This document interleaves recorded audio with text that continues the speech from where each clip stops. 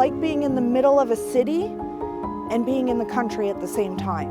It's, I don't know, it's home. It's home.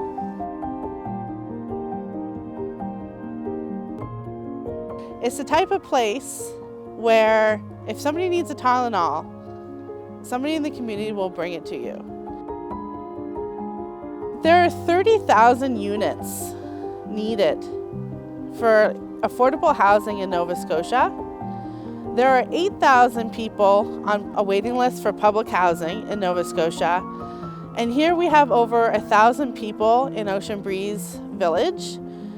If we leave here, that adds a lot of people to the mathematics. Where would 1,000 people go? This is basically it for a lot of us. Coming to Ocean Breeze is the first time we've had outdoor space. We didn't even have a deck previously. So for us, it meant learning to ride bicycles. It meant being able to play with lots of other kids in the neighborhood.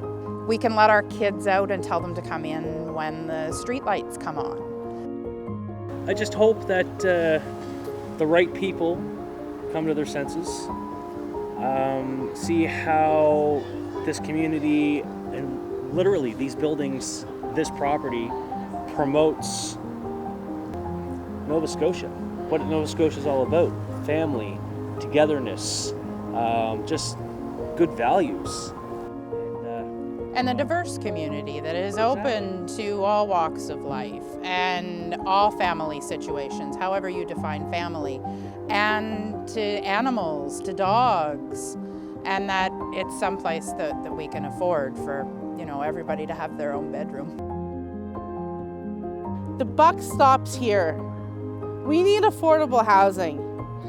And Ocean Breeze is a big component of that place. I'd like to deter any demolishers for the sales of this place, and I'd like to entice good people to come in and take ownership. We need housing. And please, do not take our home from us. Please. We are a community.